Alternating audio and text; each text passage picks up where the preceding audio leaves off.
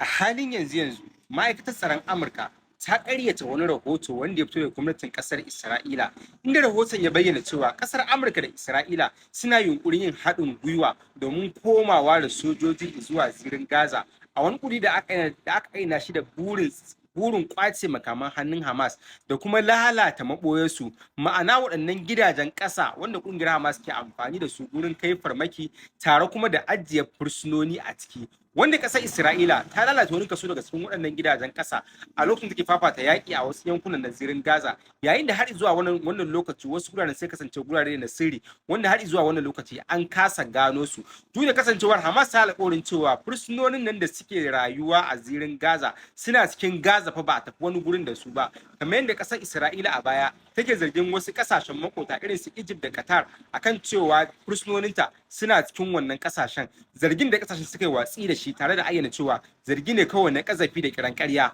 Washington ta bayyana cewa ba ta da buƙatar tura dakarun sojojinta yankin zirin Gaza ko kuma ƙasar Isra'ila, duk da kasancewarta babbar mai muhimmiyar rawar takawa a cikin ƙudurin na tsagaita wuta da aka cimma zuwa wannan lokaci. Mai magana da yawun bakin kafar tsaro ta Pentagon ya bayyana wannan jawabin nasa ne a yau Lahadi, inda ya bayyana cewa ƙasar Amurka ba mu da buƙatar tura dakarun soji yankin cikin Gaza ko kuma ƙasar Isra'ila, inda ya bayyana cewa a matsayinmu na masu shiga tsakani za mu sanya ido domin tabbatar da cewa diflomasiyya ta yi aiki tare da tura kayayyakin jin kai a lokacin da buƙatar hakan ta taso. Wannan sanarwa ta zo jim kaɗan bayan sanarwar da ƙasar Isra'ila ta fitar na cewa ita da ƙasar Amurka suna yin shirin yin haɗin gwiwa domin rushe gidajen ƙasan nan, ma'ana tunnels wanda ƙungiyar Hamas take laɓewa a ciki tare da yin yaƙe-yaƙe tsakaninta da ƙasar Isra'ila, wanda ake zargi a wannan gurare ƙungiyar ta Hamas ta yi garkuwa da waɗannan fursunoni, wanda har zuwa wannan lokaci ake tsara hanyoyin da za a bi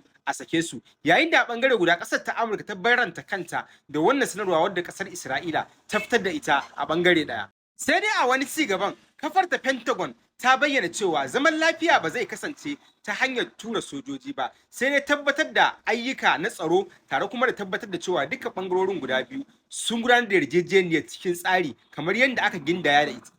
gindaya sai kuma amince tare da sanya hannu.